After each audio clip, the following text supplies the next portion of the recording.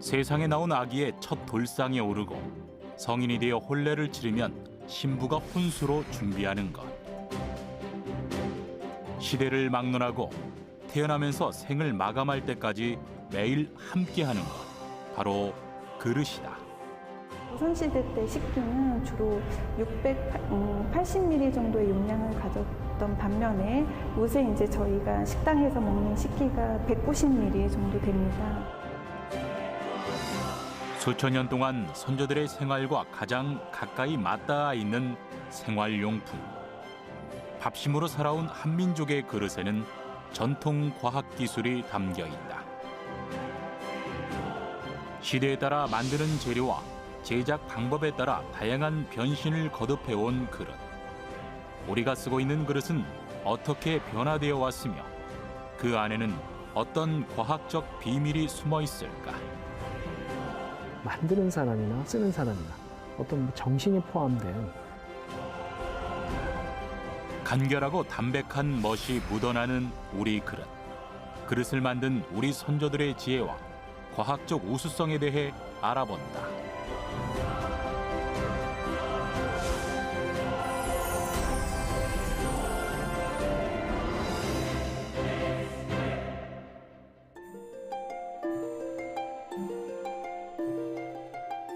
인류 최초의 그릇이라 전해지는 토기는 이름에도 나와 있듯이 흙으로 만들었다. 농경이 시작된 신석기 시대에 씨앗과 곡식을 저장하기 위해 진흙으로 반죽해 구워낸 그릇이다. 단순한 무늬에서 점차 다양한 무늬로 발전했고 삼국시대에도 토기를 사용한 기록이 남아있다.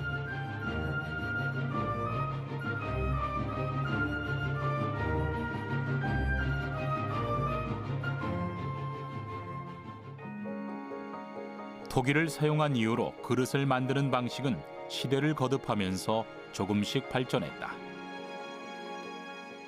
과거 그릇의 명칭은 그릇을 굽는 온도와 유약 사용의 유무에 따라 토기, 도기, 자기로 구분한다. 진흙에 유약을 바르지 않고 800도 정도의 낮은 온도에서 구워낸 그릇이 토기.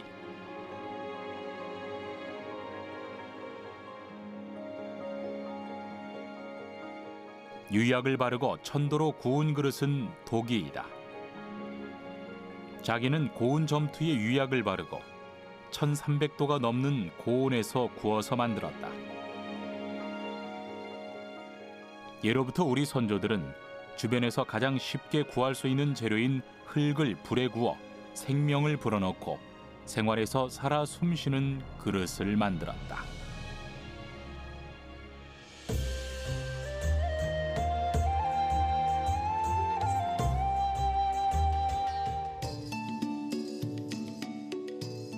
신라시대의 토기는 점차 자기 형태로 발전되어 오다가 고려시대의 송나라의 영향으로 청자를 만들게 된다. 흙으로 빚은 그릇 표면에 무늬를 파서 그 속을 흰색이나 검은색 흙으로 메우고 유약을 바른 후에 구워내는 고려 청자. 특히 상감 청자는 다른 나라에서는 찾아볼 수 없는 기술로 만들어져 세계 제일이라는 평가를 받았다.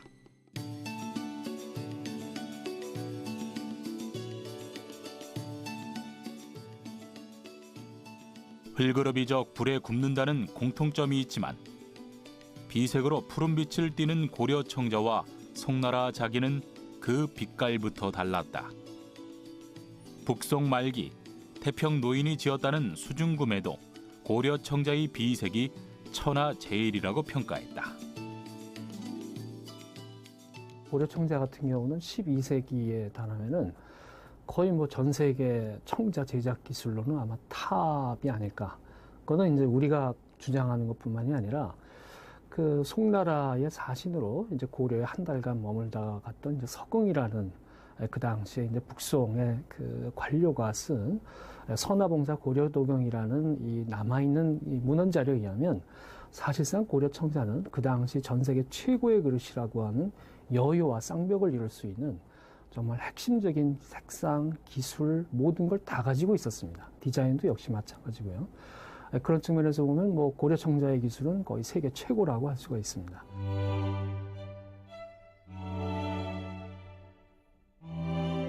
특히 고려 시대에는 불교의 영향으로 차를 마시는 문화가 발달하면서 청자로 만든 찻잔과 식기, 조리 도구는 민가에서 사용되기보다 왕실용 그릇으로 정착했고 매병, 주병, 의자, 문방구, 화로 같은 사치품으로 발전했다. 우리나라의 청자는 고려시대 때 9세기경 이제 불교 선종의 영향으로 발전이 되기 시작했다고 볼 수 있고요. 근데 그때 선종의 영향으로 이제 개인의 사색과 진리의 깨달음에 있어서 차 문화가 같이 이제 유입이 되게 됩니다. 그러면서 이제 찻잔을 많이 만들게 되고 그때 만들어진 것이 해무리 국완이라고요. 이제 고려 청자 가마터에서 발견되는 그 기형 중에 한 50%에 이를 정도로 이제 많은 이제 퍼센티지를 차지를 하고 있고, 그리고 그것으로 볼 때 차 문화가 성행했고 불교의 영향으로 같이 이제 고려 청자가 발전했다고 볼 수 있습니다. 고려 청자 그릇 가운데 완은 차를 마실 때 사용하는 찻잔으로 표면에 무늬가 없고 잔의 지름이 3에서 4cm이다. 그릇의 형태가 햇무리를 닮은 잔에 해무리 구반이라는 이름이 붙여졌다. 이와 같은 형태의 그릇은 고창, 강진, 용인 등 초기 청자 가마터에서 발견됐다.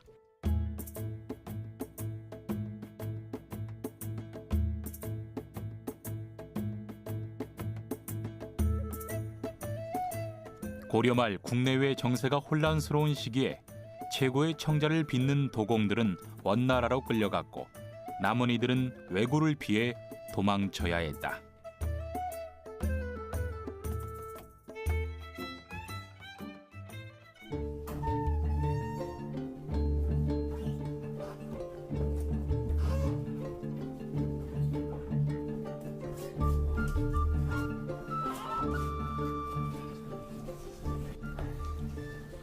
크고 작은 전란이 있을 때마다 도공들부터 끌려가니 우리 같은 사람들은 무슨 고생인지 모르겠네.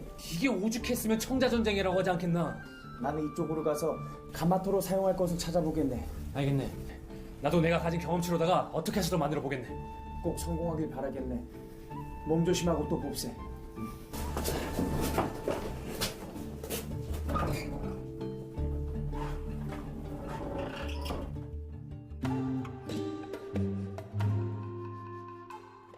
이번에도 또 실패했다지. 전에 살던 강진에서는 비색이 나는 청자를 만들었었는데 이 해남에서는 비색은 고사하고 흙빛이 돌지 않겠나 뭔가. 굽는 곳이 달라졌으니 흙도 다르고 유약도 달라졌으니 그런 거 아니겠나. 당분간 전처럼 청자의 비색이 되기가 쉽지 않겠어. 예전처럼 나라에 도움을 받을 수도 없는 거고 이거 참 큰일일세. 전란이 끝나고 안정이 될 때까지 당분간은 어쩔 수 없으니 비색이 나오지 않더라도 깨버리지 말고 고을 사람들에게 나눠주고 쓰도록 하면 되지 않겠나. 그러면 되겠구만.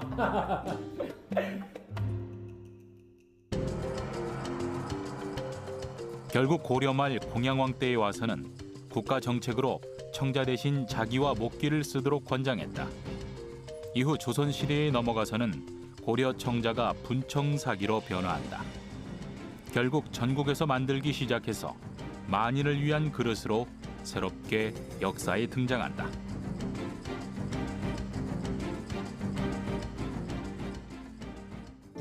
고려 말 왜구를 피해 내륙으로 옮긴 도공들은 좋은 흙을 구하지 못하게 되자 거친 흙으로 도자기를 구웠다. 비색이 나오지 않고 도자기 표면도 매끄럽지 않자 백토를 두껍게 바른 분청사기를 만들게 됐다. 그리고 분청사기를 만든 지역과 상관없이 완벽함과 거리가 먼 그릇들이 만들어졌다. 사발, 접시, 대접 등에서도 좌우대칭이 정확히 맞는 그릇은 찾아보기 힘들 정도인데 간결하고 신속하게 그린 문양에 어설퍼 보이는 모양이지만 해악과 넉넉함이 돋보인다. 왕실의 그릇으로 쓰인 사발, 대접, 완, 접시, 항아리와 물병 등도 좌우 대칭 상관없이 자연스러운 모양을 하고 있는 것으로 보아 일반 백성들의 그릇도 크게 다르지 않았을 것으로 추측된다.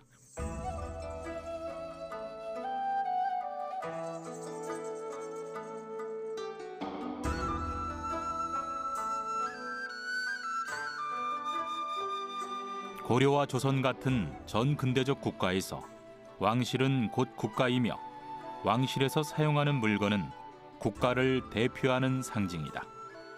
그릇도 마찬가지라서 궁궐에서 사용한 그릇은 곧 조선을 드러내는 것이라고 할 수 있다. 청화백자는 왕실만 쓴다. 그걸 아예 법전에 이 규정을 해놓거든요. 일반 사대부들이 쓰면은 곤장을 맞고 귀양을 보내겠다. 뭐 그 중인이나 그 다음에 일반 백성들은 이제 꿈을 꾸지도 못할 정도로 그릇의 사용에 제한을 둡니다.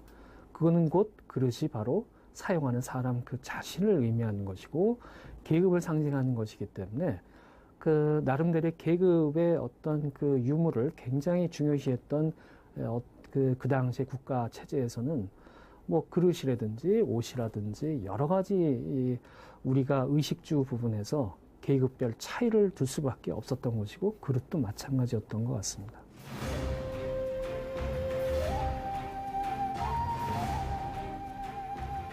조선은 고려와 달리 유교를 정치 이념으로 삼았다. 특히 세종대왕은 고려 말 사회의 향락과 부패의 흔적을 보고 조선의 풍토와 조선 사람에게 어울리는 것이 무엇인가를 찾는 데 고심했고 그것은 그릇에서도 마찬가지였다. 그리고 소박함과 순수, 겸손과 절제미가 숨어있는 백자를 주목했다.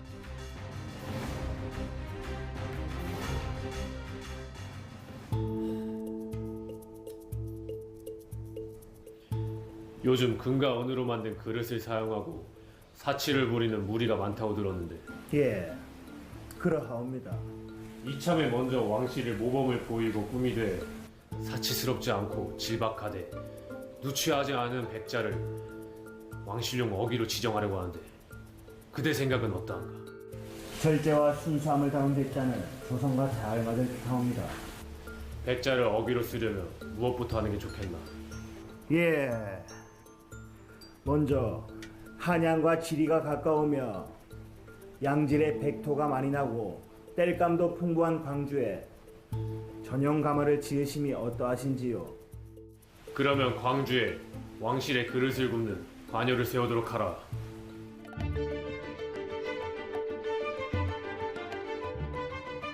조선 초기부터 명나라에서 백자가 유입됐지만 조선에서 만들 수 있는 새로운 그릇을 어기로 삼기 위해 많은 자료가 필요했다.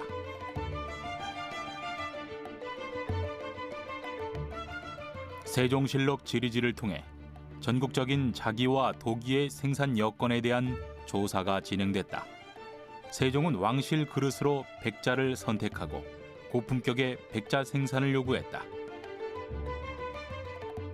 왕실에서 이제 주로 백자를 식기로 이용을 했기 때문에 밥그릇이나 국그릇으로 주로 사용되었던 대접, 발, 술병 이렇게 다양한 이제 용도의 그 식기가 발전이 되게 되었습니다.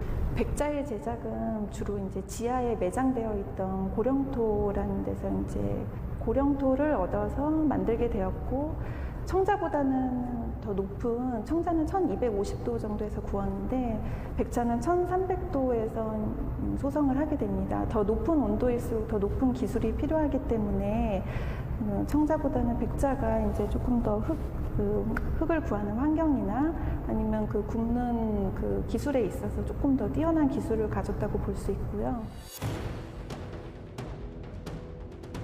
이후 조선 중기에 도자기 전쟁이라고 불리는 임진왜란이 일어나고 고려 청자와 조선 백자 기술을 부러워한 일본이 조선의 사기장들을 강제로 끌고 갔다.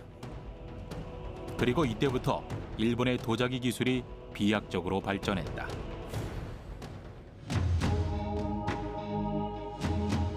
임진왜란과 병자호란을 겪은 뒤 조선 후기에는 백자에 무늬를 넣어서 왕실과 사대부, 문인뿐만 아니라 일반 백성들도 백자 그릇을 쓸 수 있었다.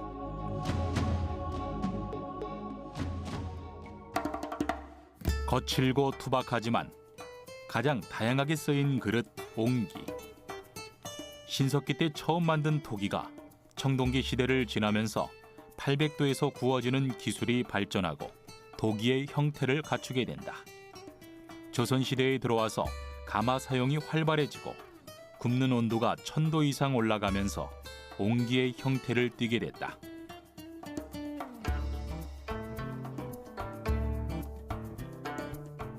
옹기는 만드는 방법에 따라 두 가지로 구분된다.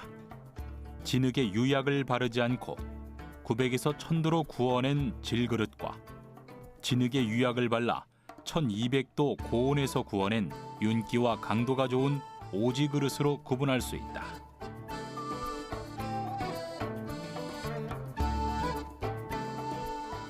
옹기가 갖고 있는 가장 큰 장점은 그렇게 조금 더 낮은 온도에서 구워지게 되니까 완벽하게 그렇게 완벽하게 이제 강한 형태가 되지 않으니까 그걸 보통 이제 자화된다고 표현하는데 그 안에 조그맣게 미세한 기공들이 살아있게 되는 것이 장점입니다. 그러다 보니까 흔히 이제 옹기를 숨쉬는 그릇이라고 표현하는 게 그 미세한 구멍을 통해서 공기는 들어오고 그다음에 물은 안 나가게 되니까 이제 그게 숨을 쉬고 그러다 보니까 우리 전통 음식인 발효 음식과 가장 큰 게 이제 조화를 이루게 되면서 김치라든가 아니면 간장이나 된장 같은 그런 발효 음식을 만드는데 가장 최적화된 생활 옹기, 서민 도구로다가 이제 옹기가 자리매김하게 됩니다.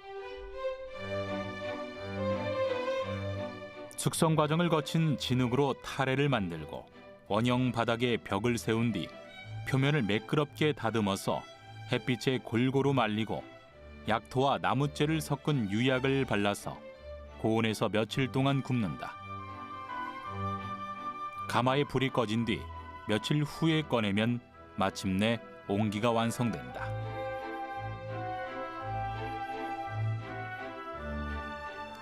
전통 과학으로 만들고 숨쉬는 그릇이라고 불리는 옹기. 이 안에는 어떤 과학의 비밀이 숨어 있을까?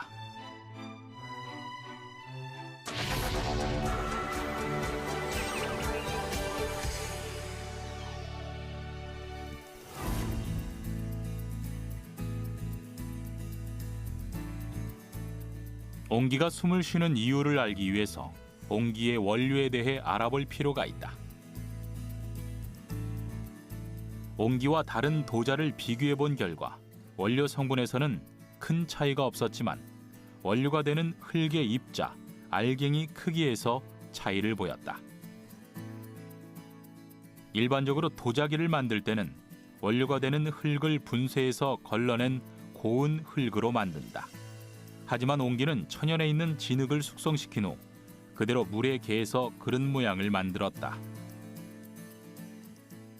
옹기는 그 소재 측면에서 일반 도자기와 달리 천연에 있는 흙을 그대로 물에 개어서 성형을 하게 됩니다.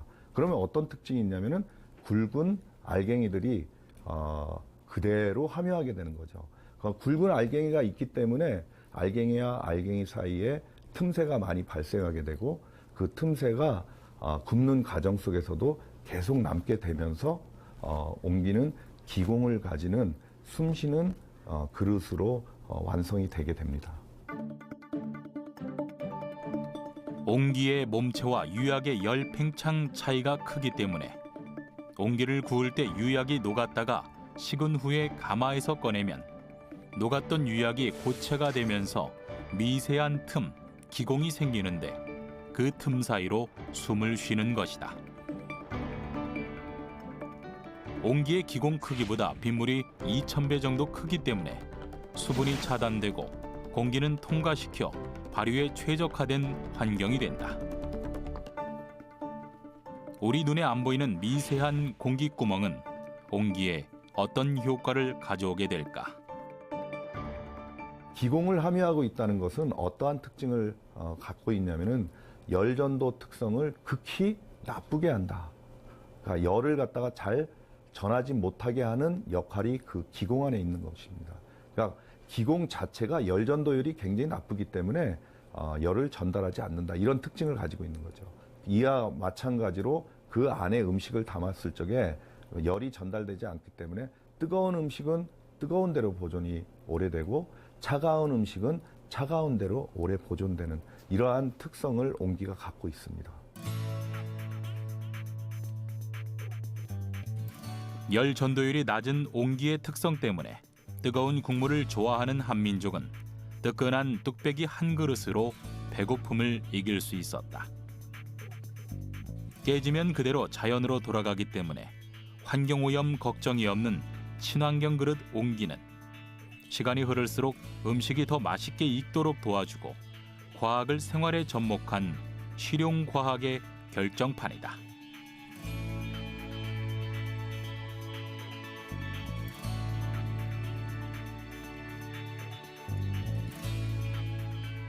조선시대에는 왕실의 옹기를 만드는 장인을 둘 만큼 중요한 그릇으로 자리매김했고 옹기가 백성들의 기본 그릇으로 널리 사용되기 시작했다.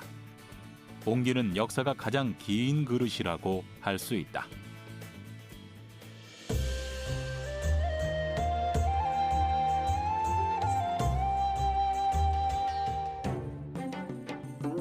인류는 흙과 나무, 쇠 등으로 그릇을 만들어 음식을 담아 먹고 삶을 이어왔다. 여러 재료들 가운데 안정성이 가장 뛰어난 것은 쇠로 만든 그릇이다. 그 중에서도 청동기 시대부터 만들어져 오랜 역사를 자랑하는 유기 그릇이 가장 대표적이다. 유기는 거리와 주석의 합금으로 만든 그릇으로 흔히 놋그릇이라고 부른다. 자칫 잘못하면 이가 빠지고 금이 가기도 하는 자기나 오지 그릇과 달리 가끔 녹청만 닦아주면 두고두고 사용할 수 있기 때문에 놋그릇은 대를 물려 쓰던 생필품이었다.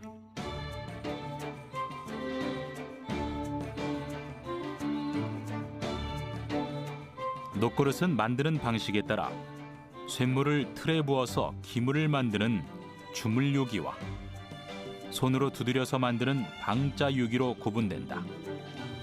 그렇다면 방자유기는 어떤 과정을 통해 그릇으로 만들어지는 것일까?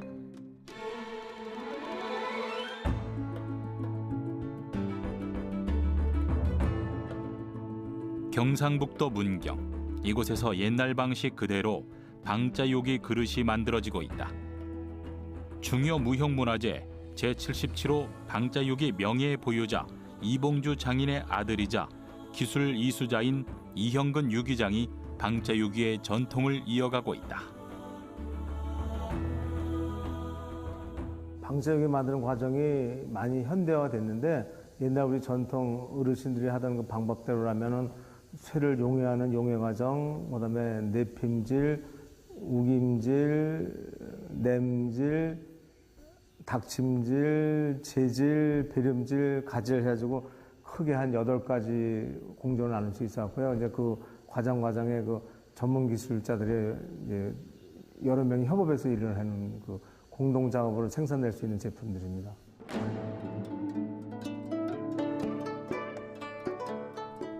구리 78, 주석 22 비율로 섞은 혼합물을 1200도에서 녹이고 바둑알처럼 생긴 놋쇠 덩어리로 만든다.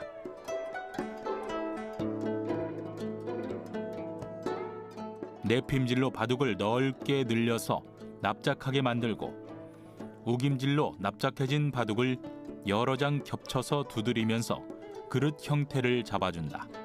이런 과정을 4~5명에서 많게는 10여 명이 한 조로 함께 공동 작업을 한다.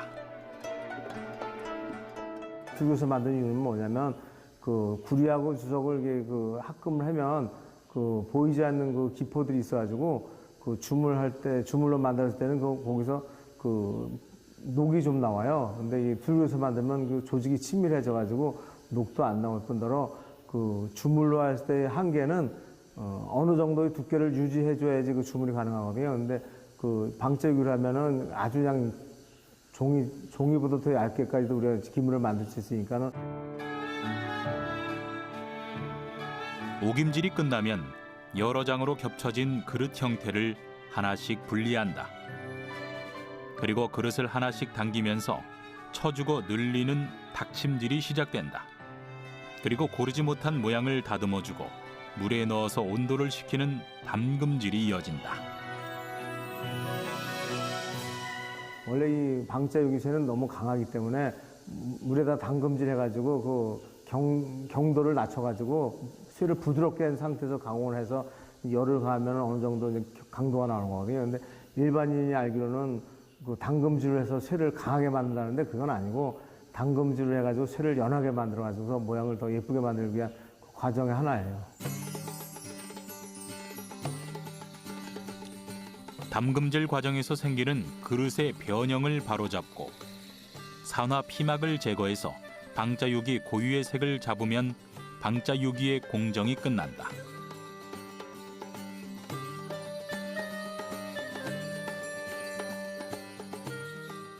뜨거운 불과 두드림의 미학으로 만들어낸 방자유기.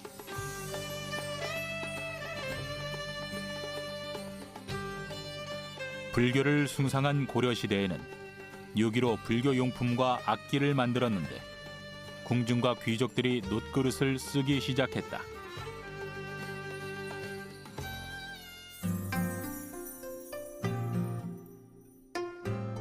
조선시대에는 숭유 배불 정책으로 유기로 만든 불교 용품의 제작이 줄었다.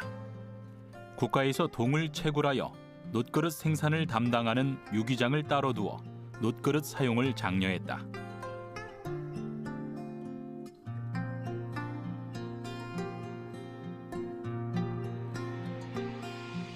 그 이후 조선 중기 이후 일반 백성들도 유기전에서 놋그릇을 구입해서 쓸 수 있게 되었다.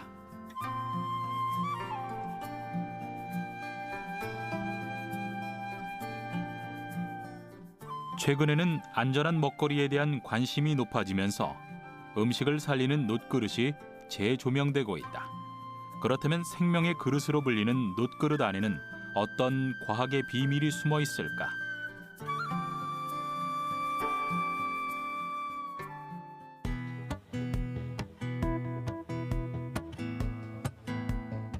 수십 번의 열처리와 수천 번의 두들김 끝에 완성되는 방자유기 그릇은 두드리는 과정을 통해서 불순물이 남지 않아 인체에 유해한 성분이 없다고 알려졌다. 최근에 들어서 그 성분을 가지고 그 국립보건원에서 실험을 한 경우가 있는데요. 우리 비브리오 균이라든지 이런 균들을 거의 30분 안에 99%를 죽일 수 있는 그런 효능이 가지고 있다고 밝혀졌습니다.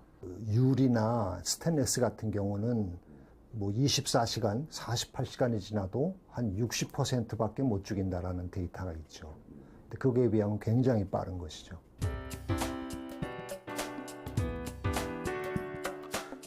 놋그릇의 살균 작용에 대한 실험에서 구리 주석 78대 22 황금 비율로 만든 놋그릇에서 장염을 일으키는 비브리오 균이 제거됐고 구리 이온이 세균 증식을 억제하고 제거한다는 결과가 나온 바 있다.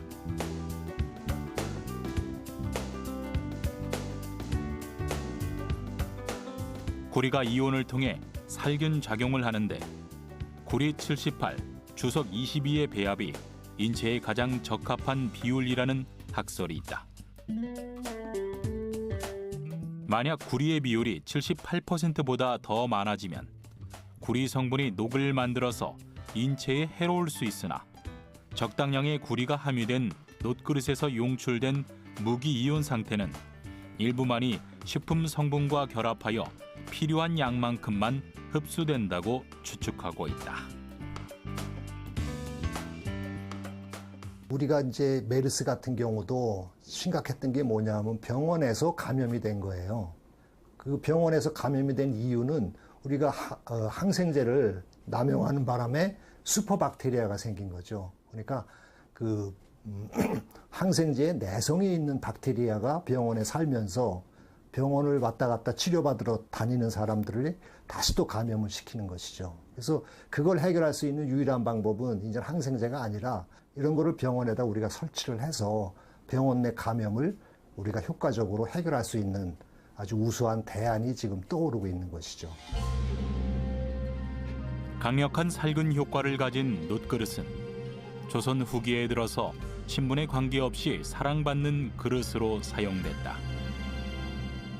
그러나 일제강점기 때 위기를 맞고 자취를 감추게 된다.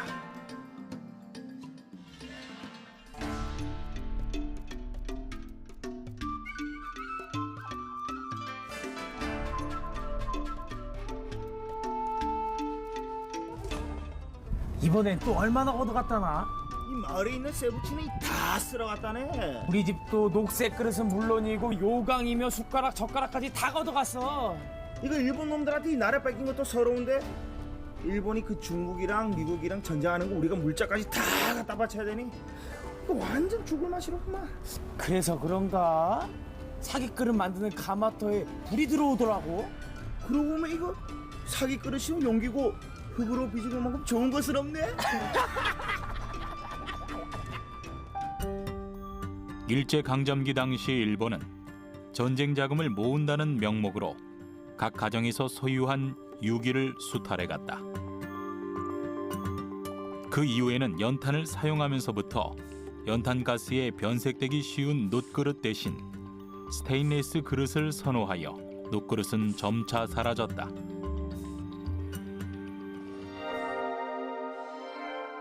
한국사에서 그릇의 역사는 19세기 이전과 이후로 나눌 수 있다. 19세기 이전에는 지배계층이 사용했던 그릇에 대한 기록만 남아있을 뿐 일반 백성들이 사용한 그릇은 기록으로 전해지지 않았다.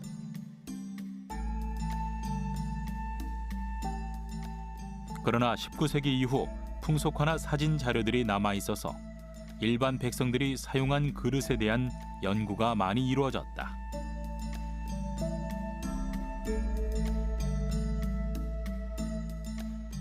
그 중에서도 가장 눈에 띄는 것은 19세기 이후부터 음식과 관련된 서적이 늘고 식재료가 많아지면서 음식의 형태에 따라 완, 대접, 접시, 병 등 그릇의 종류가 많아졌다는 점이다. 8세기 후반부터 사실은 조선뿐만이 아니라 거의 전 세계적으로 굉장히 경제적인 그 격변 시기를 이제 맞이하게 됩니다. 뭐 중국도 그렇고 우리도 그렇고 일본도 그렇고 유럽은 뭐 말할 것도 없고요. 그러면서 이제 사채 시대를 겪게 되고 또 하나는 그런 경제 부흥에 힘입어서 아주 다양한 양념류라든지 그 다음에 음식이 중국으로부터 일본으로부터 수입이 됩니다. 그 당시 쓰였던 음식의 가짓수는 오늘날 우리가 상상을 초월할 정도로 굉장히 많습니다. 그렇게 음식이 많아지고 경제력이 좋아지고 수요층이 확대가 되니까 이런 음식들을 담을 수 있는 그릇들도 그 사이즈에 맞게 대중소라든지 뭐 여러 가지 모양으로 제작을 할 수밖에 없었던 것 같습니다.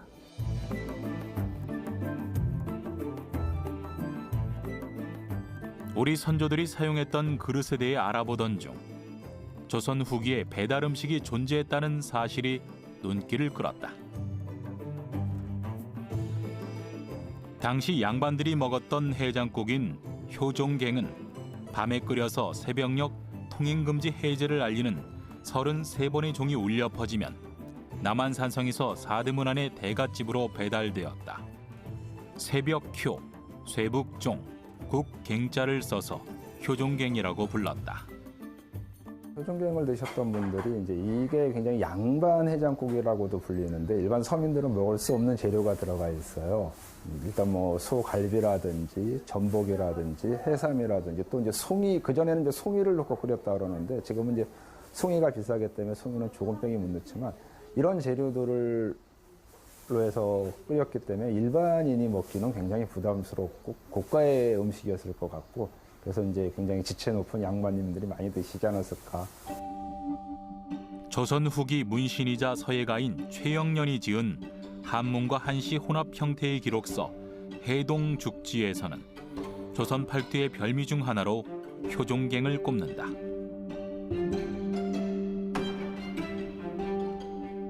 조선시대에 광주의 갱촌에서 서울 사대문 안으로 뜨거운 해장국 배달이 가능한 것은 온기가 있었기 때문이다.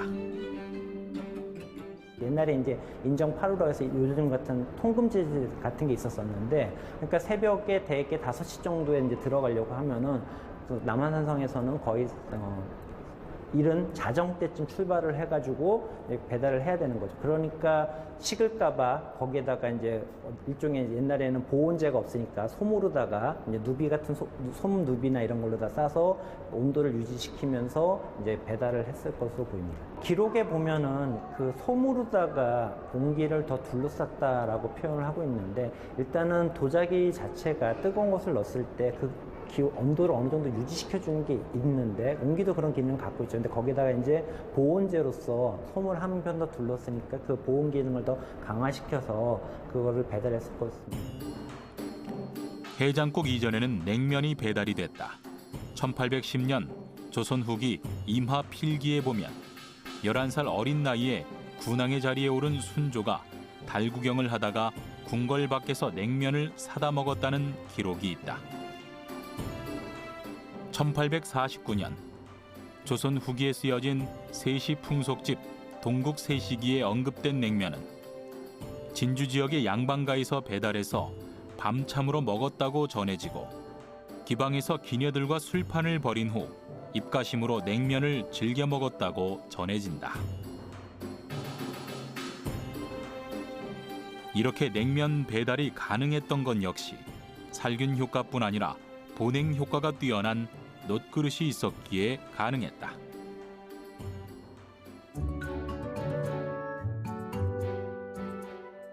조선 후기 백성들이 사용한 그릇에 대한 기록은 풍속화에서도 찾아볼 수 있다. 조선시대 의식주 등 일반 백성들의 생활상을 그린 풍속화에서 유난히 커다란 밥그릇과 국그릇이 눈에 띈다.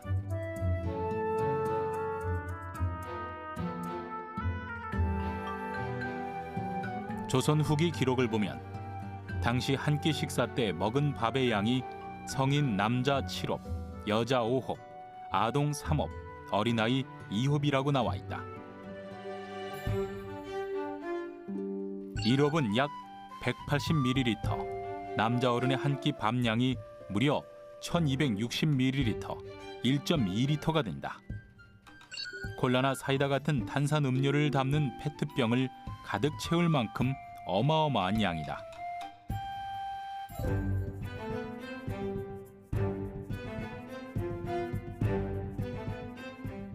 그렇다면 조선의 사람들은 왜 이렇게 밥을 많이 먹게 됐을까?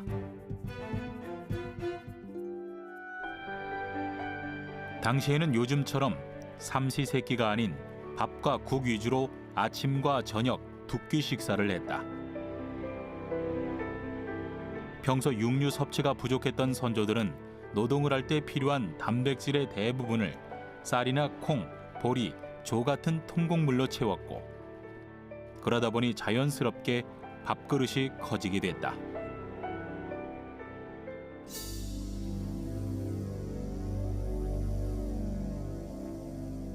반면 하루에 5끼를 먹는 왕의 수라상은 대원 반상과 소원 반상, 곁상까지 3개 이상에서 기본 밥, 국, 김치, 장, 젓국 이외에 12가지 반찬이 올라가는 12첩 반상을 받는 것이 원칙이었다.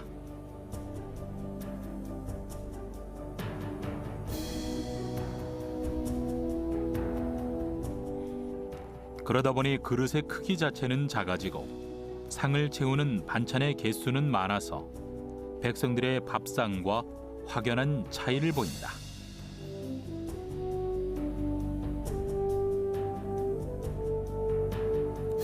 이렇게 밥심으로 살았던 한국인들은 1980년대 이후부터 쌀 소비량이 급속하게 줄어들면서 밥그릇의 크기도 점점 줄고 있다.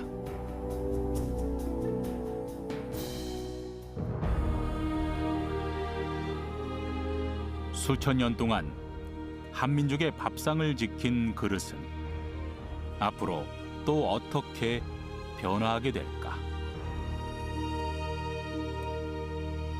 우리가 단순히 음식을 담는 생활용품이 아닌 우리의 역사와 문화, 과학의 비밀을 품고 있는 그릇.